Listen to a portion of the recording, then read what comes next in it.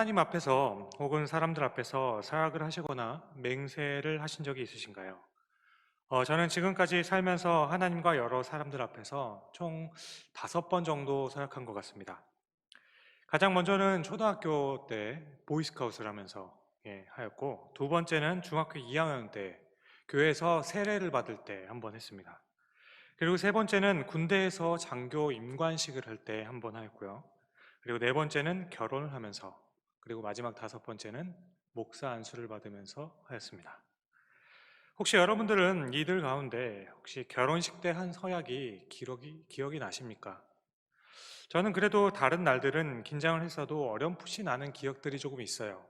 그런데 결혼식 날에는 유독 너무 당황했고 땀도 많이 흘리고 긴장이 되어서 정말 기억에 남는 것이 별로 없습니다. 주일에 목사님께서 어떤 말씀으로 무엇을 말씀하셨는지, 어떤 사역을 내가 했었는지, 순서가 어떻게 진행되었는지 정말 기억나는 것이 하나도 없습니다. 그래서 참 아쉬운 부분들이 있었어요. 그래서 제가 만약 나중에 혹시라도 결혼식 주례를 맡게 된다면, 그런 날이 온다면 결혼식 그 서약을 신랑과 신부에게 만들어 보기를 권하려고 합니다. 결혼식 날에는 아무래도 정신이 없는데, 뭐 그런 것까지 시키시냐고 하실 수도 있겠지만, 그렇기 때문에 한번 해봤으면 좋겠습니다. 물론 너무 구체적인 사역은 피하라고 얘기하고 싶어요.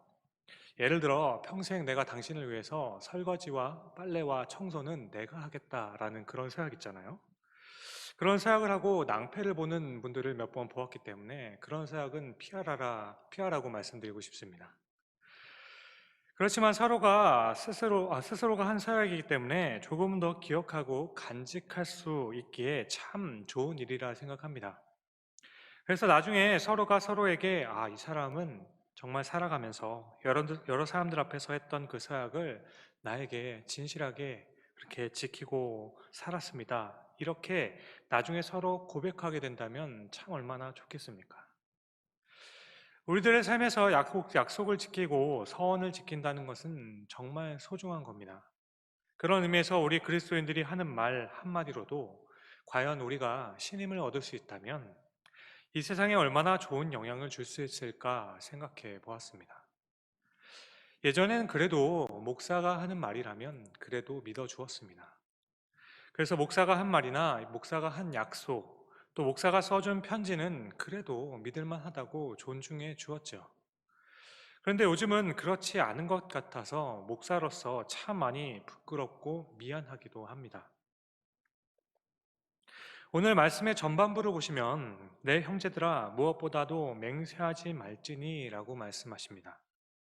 여기서 우리는 한 가지 짚고 넘어가야 하는 것이 있습니다. 그것은 여기서 말씀하시는 것이 꼭 맹세만을 말하고 있다는 것이 아니라는 거죠. 여기서 말씀하는 맹세에는 약속이나 서원, 그리고 서약, 이 모든 것들, 우리가 사람 간에, 혹은 하나님과 사람 간에 하는 모든 것들을 다 말씀하시는 것입니다. 그리고 이 모든 것은 다 본질적으로 같다는 것을 짚고 넘어가야 한다는 거죠. 왜냐하면 많은 사람들은 이것들 가운데 경중이 있다라고 생각하는 분들이 참 많이 있어요. 그래서 어떤 거는 좀 어겨도 이것 정도는 용서해 줘야 되는 거 아닙니까? 이렇게 말하는 경우가 있다라는 거죠. 그렇지만 약속이나 서원, 맹세나 서약이 모두는 자신이 한 말이 참되고 진실하다는 고백이 담겨 있는 겁니다. 이 모두는 내가 하는 고백을 확증하고 있는 거예요. 하지만 많은 경우에 사람들은 약속한 것과 맹세한 것은 조금 다르지 않습니까? 라고 의문을 갖다는 거죠. 그러니까 내가 한 약속은 정말 지키겠다는 그 의미에서 한 번 더 맹세를 해서 확증을 하는 경우가 더 많다라는 겁니다. 그래서 때로는 맹세까지는 하지 않았으면 그래도 약속만 했으니까 조금 봐줘야 되는 거 아닙니까? 이렇게 생각을 한다라는 겁니다.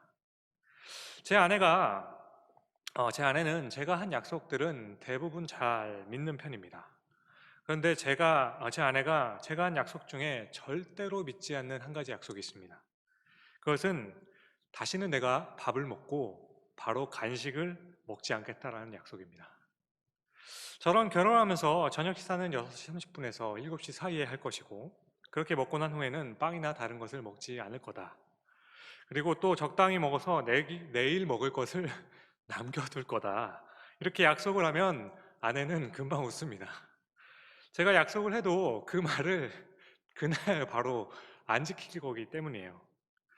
하지만 제 아내는 제가 한 그 약속을 지키지 않을 것이라는 것을 너무나도 잘 알고 있지만, 감사하게도 아직까지 각서하라는 요구는 하지 않았어요. 그런데 여러분, 제가 과연 각서까지 했다고 해서 그 약속을 지켰을까요? 솔직히 말씀드리면 저는 각서를 썼어도 그 약속을 어겼을 겁니다. 물론 각서에는 조건이 붙겠죠. 내가 다시 한 번만 더 밥을 먹고 간식을 먹게 된다면 평생 당신의 종으로 살 것을 내가 내 명예를 걸고 약속을 하겠습니다. 하지만 저는 밥 한 그릇에 명예를 파는 것 그렇게 어렵지 않다고 생각합니다. 떡과 팥죽 한 그릇에 장자의 명분을 팔았던 에서의 심장이라고 할까요? 사실 생각해 보면 그렇지 않습니까? 한번 생각해 보세요. 에서와 야곱의 입장을 생각해 보십시오. 아버지가 정해주신 그 장자권이 과연 에서가 그렇게 판다고 해서 넘어가는 겁니까? 그 권한은 에서가 가지고 있는 것이 아니잖아요. 어리석게도 야곱이 오히려 팥죽을 주고 그 장자권을 샀습니다. 이렇게 보면 야곱이 속은 거예요. 물론 장자권을 소홀히 여긴 에서의 잘못도 심각한 것이긴 하죠. 하지만 어쩌면 에서가 아주 지혜롭게도 내가 주겠다고 해서 뭐 네가 그거 갖는 거겠냐? 그러면서 이렇게 했을 수 있다라는 겁니다. 저도 그렇습니다. 물론 다른 사람들 앞에서라면 그러면 안 되겠죠. 그렇게 하지 않았을 겁니다. 하지만 저를 끔찍히 사랑하는 그 아내 앞에서 저는 저의 명예보다는 밥과 간식이 더 실리적인 겁니다. 왜냐하면 제가 그렇게 약속을 어겨도 제 아내는 저를 귀여워해 줄 수밖에 없는 그런 사랑스러움이 제게 있기 때문이죠. 다 웃고 계실 것 같은데 밥을 먹고 난 후에도 냉장고 이렇게 양문을 이렇게 열고서 뭐가 있는가 이렇게 유심히 살펴보는 제 모습을 보면서 마치 곰돌이 푸가 나무에 숨겨놓은 꿀을 찾는 것처럼 그렇게 찾는 모습을 볼 것 같다라는 거죠. 그렇게 저를 귀여워해 줄 것이라고 저는 확신합니다. 하지만 오늘 말씀을 들으시는 분들 중에는 아유 그래도 그렇지 목사님 약속을 지키지 못할 수도 있겠지만 그래도 각서를 썼으면 지켜야죠 라고 생각하시는 분들도 있을 거예요. 왜냐하면 이것은 신실성의 문제라고 생각하기 때문입니다. 유대인들도 그렇게 생각했습니다. 그렇습니다. 다른 것은 몰라도 하나님의 이름으로 한 것은 반드시 지켜야만 한다라고 생각했어요. 하지만 가끔은 맹세한 것을 지키지 못하는 상황도 있을 것 같아서 하나님의 이름으로는 맹세하지 못하겠습니다.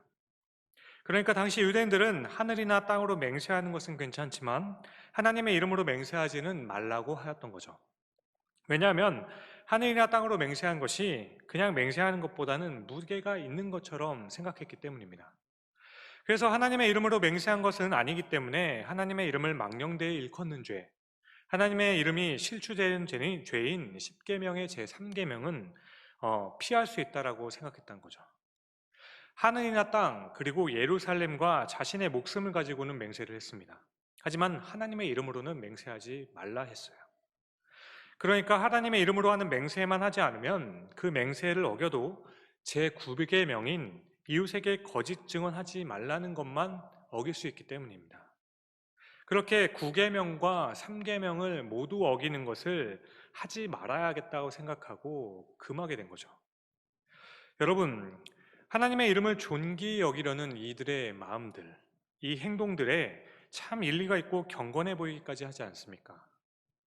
하나님의 이름을 망령되이 여김을 받지 않도록 하기 위해서 애쓰는 모습, 괜찮은 모습 아니겠습니까? 예수님께서는 이런 모습을 보시며 산상수훈 가운데 제자들에게 아무것으로도 맹세하지 말라라고 하셨습니다.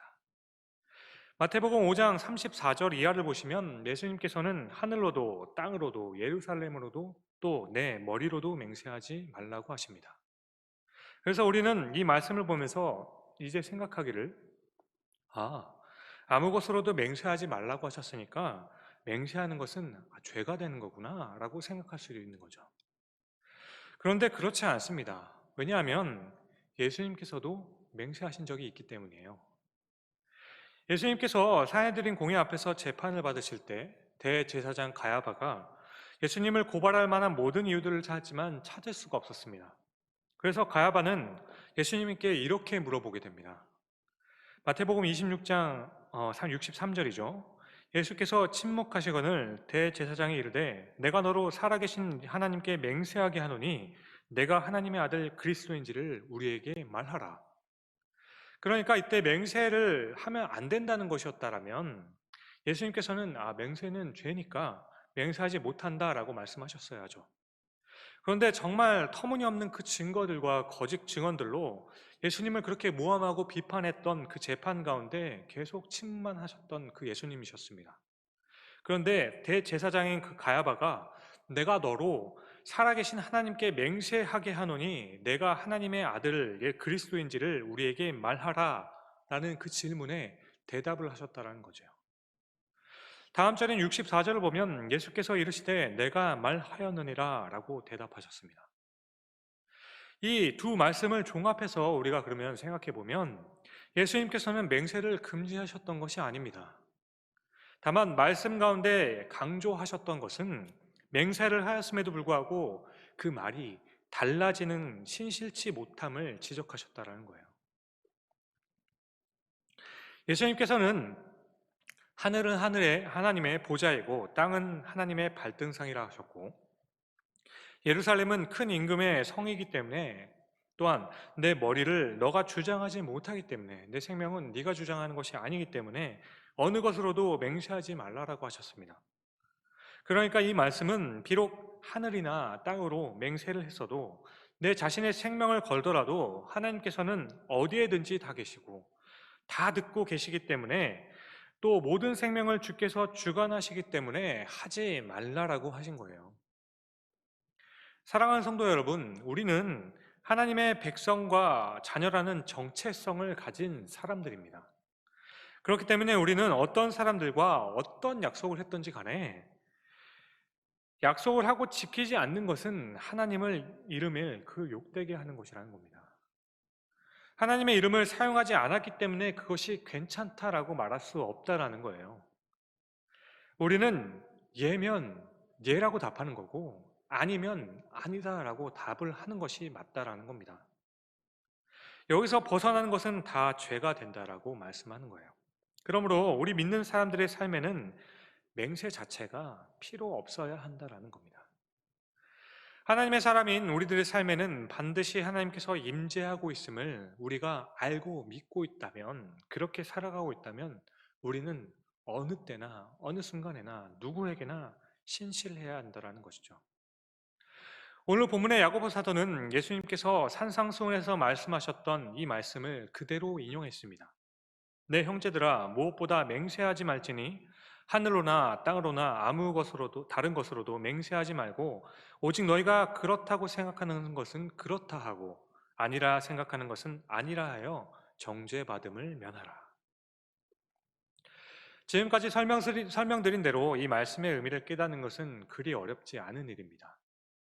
하지만 이 야고보서에서도 과연 그 성도들의 신실한 삶에 대한 그 말씀을 강조하고 있는 것일까? 무슨 말씀인가 하면 지난번에 말씀 가운데서도 계속 말씀을 드렸지만 야고보서의 주된 흐름의 내용은 주된 그 배경은 고난을 당하고 있는 성도들에게 주는 말씀이라는 겁니다. 그리고 그 주된 권면은 우리를 향한 하나님의 사랑은 신실하다라는 그 고백입니다.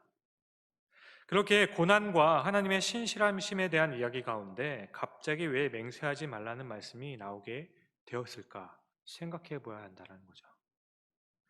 오늘 본문인 5장 1절부터 11절까지만 보더라도 고난받는 성도들에게 낙심하지 말 것을 이야기하고 있습니다.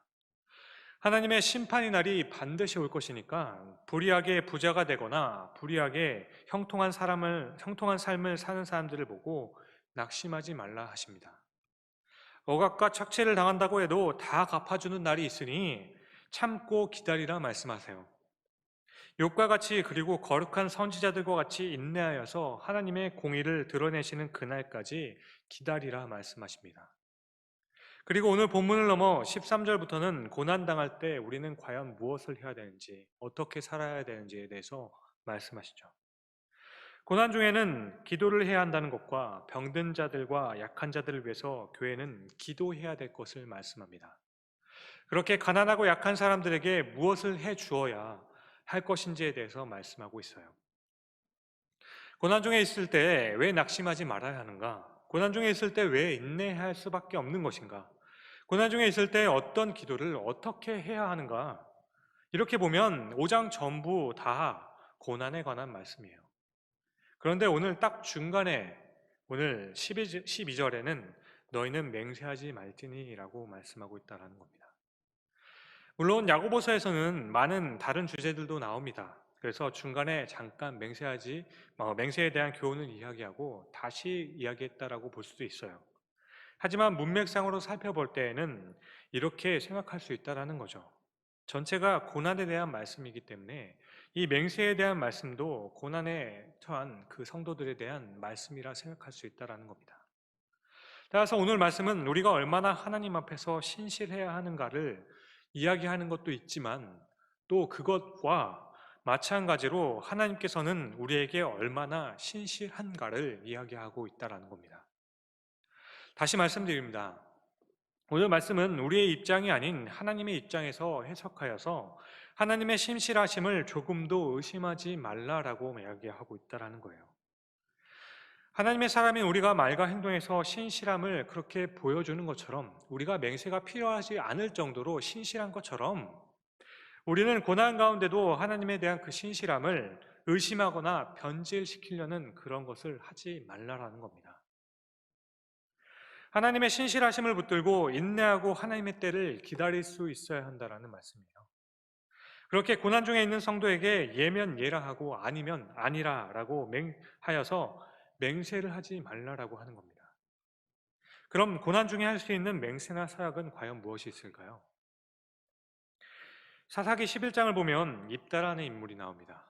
여러분들도 잘 아실 겁니다. 이 입다는 서자 출신으로 그 집안에서 서자라는 이유로 말할 수 없는 천대와 수모와 고난을 받게 됩니다. 그리고 결국 서자라는 이유로 집에서 쫓겨나게 되죠. 그런데 세월이 흘러 이스라엘과 암몬 자손의 전쟁이 일어나자 입다는 지도자의 자리에서 전쟁을 인도하게 됩니다.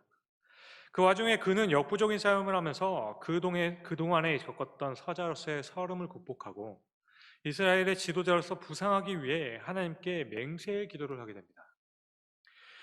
그가 여호와께 서원하여 이르되 주께서 과연 암몬 자손을 내 손에 넘겨주시면 내가 암몬 자손에게서 평안히 돌아올 때에 누구든지 내 집 문에서 나와서 나를 영접하는 그는 여호와께 돌릴 것이니 내가 그를 번제물로 드리겠나이다 하니라. 그냥 듣기만 해도 참 무모한 서원입니다. 이번 전쟁에서 반드시 승리를 해야만 했기 때문에 너무 불안한 나머지 그렇게 했을지도 모릅니다. 어쨌든 일단은 하나님 앞에서 서원하였고 전쟁은 승리로 마치게 되죠.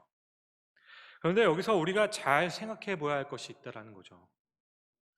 그것은 이 전쟁에 승리하는 것이 과연 입다의 맹세와 서약 때문이겠습니까? 라는 겁니다.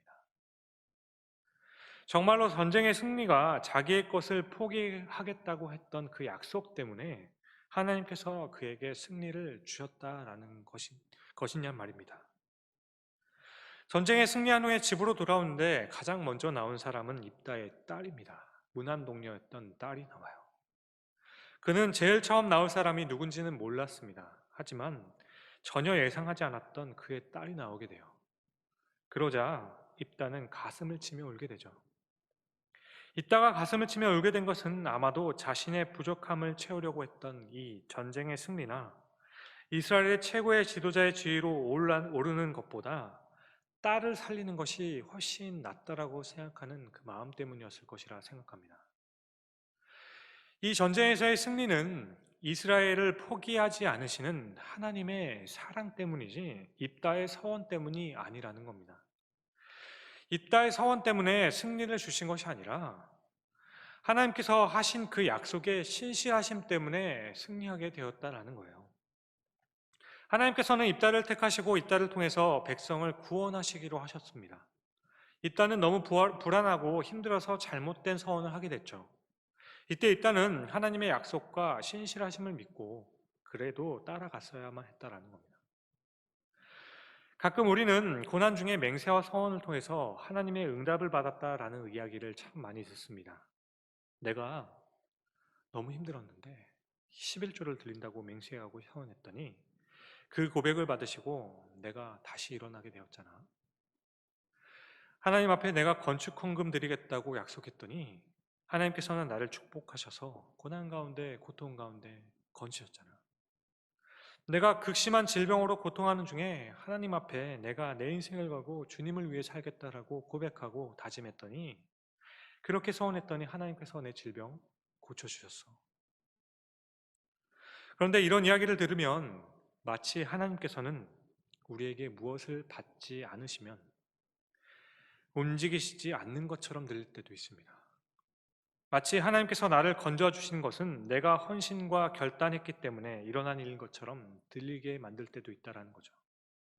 그래서 때로는 만약 아직까지 그런 어려움과 환난 가운데 있는 사람들에게는 하나님 앞에 자신처럼 헌신하거나 결단하지 않았기 때문에 저 사람들은 저런 건가요?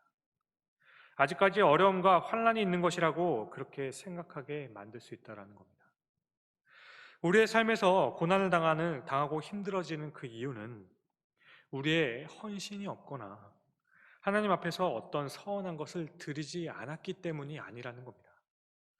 하나님 앞에 서원하여 드리니까 하나님께서 나를 건지시고 구원하셨다고 하는 그 간증들은 참 조심스러운 간증이라는 거죠. 물론 여러분 오해하지 마시길 바랍니다. 우리의 헌신과 맹세 때문에 하나님께서는 우리를 도우시는 게 아닙니다. 하나님께서는 하나님의 선하심 때문에 우리를 도우시는 것입니다. 하나님의 계획이 있기 때문에 우리를 지키시는 것입니다. 내가 무엇을 들었기 때문에 나를 지키시는 것이 아니라는 거예요. 하나님께서는 우리를 구원하신 것과 우리가 그의 영광의 자리에 들어갈 수 있도록 끝까지 우리를 붙들어 주실 것이라는 그 확신은 우리의 헌신이나 서원에 있는 그 신실함에 있는 것이 아니라는 겁니다. 하나님께서 우리를 구원하시고 끝까지 붙들어 주시는 그 확신은 하나님의 그 아들을 주심으로 이미 우리에게 확증하셨던 것입니다. 하나님의 사랑과 하나님의 신실한 그 언약 가운데 우리는 그 확증을 얻는 거예요. 우리와 함께 하시겠다는 하나님의 약속이 있기 때문에 하나님께서는 우리를 버리시지 않는 겁니다. 그런데 우리에게 임한 이 무조건적인 사랑을 우리는 자꾸만 조건부의 사랑으로 만들어 버릴 때가 있다는 거죠. 자꾸만 의도가 그렇지 않더라도 우리의 의와 헌신을 자랑하게 되는 오해로 만들어 버릴 때가 있다는 겁니다. 하나님께서는 조건이 없이 그 섭리와 계획에 따라서 그렇게 때가 되어서 우리를 이끄시고 인도해 주시는 일입니다. 다시 말씀드리지만 오해하지 마시길 바랍니다. 저는 서원이나 헌신의 의미가 없다라고 말씀드리는 것이 아니에요. 우리의 맹세와 서원이 다 잘못되었다라고 말씀드리는 것도 아닙니다. 다만 우리의 서원과 그 헌신들은 하나님께서 우리에게 베풀어 주셨던 그 사랑에 대한 반응이어야 한다는 겁니다. 사랑받기 위한 조건이 아니라는 거예요. 사랑하는 우리 충신교회 성도님 여러분, 이 시간 각자가 생각하셨던 작정한 시간과 헌금을 드리겠다 서원하시기를 바랍니다. 여러분들이 가지고 있는 것들 중에 하나님께서 귀히 쓰실 것이 있다면, 드릴 수 있겠다라고 생각되는 것이 있다면 하나님께 드리겠다고 약속하고 서원하시길 바랍니다. 그렇지만 그것이 조건이 되시진 마시길 바랍니다. 우리 하나님께서는 그 조건으로 우리를 보살피시는 것이 아니기 때문입니다. 하나님께서는 자녀에 대한 사랑으로 우리와 함께 해주시는 분입니다. 고난 중에 있을 때 우리는 종종 이런 유혹을 받게 됩니다. 어렵고 너무 힘들어요. 그래서 마치 하나님께서 나에게 무엇을 요구하는 것 같다라는 생각을 만듭니다. 아니면 그렇게 해야만 하나님께서 나에게 시선을 두실 것 같아요. 그래서 종종 헌신을 또한 맹세를 하게 됩니다. 서원하게 됩니다. 하지만 헌신은 은혜에 대한 감사로 하는 것이지 은혜의 조건으로 하는 것이 아니라는 겁니다. 하나님께서는 우리에게 무엇을 요구하시면서 사랑하시겠다라고 하신 적이 없습니다. 우리가 하나님을 알지 못하는 그때에도 하나님께서는 우리를 먼저 찾아오시는 분이 바로 우리 하나님이세요. 그렇게 우리가 우리에 대한 하나님의 사랑을 확증하는 길은 하나님이 나를 어떻게 도우시는가를 통해서 확인하는 것이 아니라는 겁니다. 내 삶에 잘 되어야지, 형통이 돼야지, 질병이 없어야지만 하나님이 나를 사랑하신다는 것을 확증하는 도구가 되는 것이 아니라는 겁니다. 우리는 어렵고 힘들고 도저히 이해가 되지 않는 그 상황에서도 그럼에도 불구하고 우리가 하나님을 신뢰할 수 있는 것은 바로 예수 그리스도이십니다. 하나님께서 우리에게 그 아들을 주셨기 때문에 우리는 확증할 수 있는 거예요. 우리는 예수님을 바라볼 때 하나님께서 우리를 사랑하신다는 것을 알게 되고 그 사랑을 믿게 되는 겁니다. 그렇게 혹여나 지금 이 순간에도 어려움 가운데 있으시다면, 또 마음 가운데 냉랭함이 있다라면 예수 그리스도의 십자가의 사랑을 믿어보시고 한번 기다리며 기도하기를 원합니다. 나를 사랑하신다는 그 하나님, 내가 너무 힘이 듭니다. 주님, 왜 저에게 이런 고난과 어려움을 주십니까? 하나님, 나의 마음 가운데 확신과 그 뜨거운 사랑을 느낄 수 있게 주님, 내 가운데 임재하여 주옵소서. 이렇게 하나님을 간절히 불러보시길 원합니다. 만약 의심이 생기고 하나님께서 나를 떠나신 것 같다는 생각이 들 때 예수 그리스도의 십자가를 붙들고 하나님께서는 나를 이처럼 사랑하지 않으십니까? 이렇게 하나님의 사랑을 확인할 수 있기를 바랍니다. 그러면 우리는 감히 우리를 향한 그 하나님의 사랑 앞에서 주님, 제가 무엇을 드려야만 할까요? 이렇게 흥정하는 것은 하나님의 그 신실하심과 그 사랑에 대한 얼마나 큰 모독이 되는지를 우리는 깨닫게 될 것입니다. 그러므로 오늘 하나님께서는 서약이 필요 없다 말씀하시는 거예요. 맹세하지 말라. 여러분, 우리를 위해 죽임을 당하심으로 하나님의 그 사랑을 우리에게 확증하여 주신 예수 그리스도의 그 사랑을 바라볼 수 있기를 바랍니다. 사랑하는 성도 여러분, 오늘 본문이 우리에게 말씀하시고자 하시는 것은 먼저는 예수님의 말씀처럼 우리가 하나님 앞에서 신실해야 되겠죠. 그리고 우리가 그렇게 하나님께 대한 신실한 것처럼 하나님께서도 우리에게 그렇게 신실하신 분이라는 것을 기억하시길 바랍니다. 따라서 우리가 꼭 기억해야 할 것은 그 하나님의 신실하심을 가볍게 여기지 말아야 할 것입니다. 그래서 그런 맹세나 서원을 통해 마치 우리의 의와 우리의 노력이 하나님을 움직이게 하였다라고 말하지 않게 하라는 말씀입니다. 여러분, 하나님께서는 우리의 하나님이십니다. 하나님께서는 그의 아들 예수 그리스도를 통해서 우리를 얼마나 사랑하시는지, 어떻게 우리와 함께 하시는지 그 사랑의 온전함과 신실하심을 이미 확증해 주셨습니다. 우리가 아무것도 드리지 못한다 할지라도 하나님께서는 그의 자녀인 우리를 지키실 것입니다. 그렇게 모든 순간에 하나님께서는 우리와 함께 동행하실 것입니다. 그런 하나님께서 우리를 사랑하신다 말씀하십니다. 함께 기도하겠습니다. 우리를 구원하시고 이 땅에 살아감에 소망을 주신 우리 주님 감사를 드립니다. 오늘 말씀처럼 어느 때는 너무 힘이 들어서, 너무 아파서, 도저히 참을 수 없어서 하나님께 흥정이라도 해서 이 고통을 끝내고 싶은 마음이 들 때가 있습니다. 하지만 오늘 말씀하시기를 고난과 환난 중에 이런 서원과 맹세를 조심하라 말씀하십니다. 그리고 그런 서원과 맹세보다는 한없는 사랑을 주시는 하나님을 바라보라 말씀하십니다. 주님, 나를 위해 아들을 내어주신 그 사랑을 기억하고 가슴에 다시 새기게 하여 주옵소서. 그렇게 앞으로의 신앙생활 가운데도 신실하신 하나님을 바라보고 인내하며 믿게 하여 주옵소서. 이 믿음으로 남은 우리의 삶에서도 주님 주 안에서 기쁨으로 모든 것을 감당하며 살아갈 수 있는 우리 모두가 될 수 있게 하여 주옵소서. 감사합니다. 이 모든 말씀을 내가 잊은 그때에도 나를 붙잡고 계시며 나의 어떠함이 아니라 자녀이기에 모든 것을 허락하여 주시는 우리 구주 예수 그리스도의 이름으로 감사하며 간절히 기도드립니다. 아멘.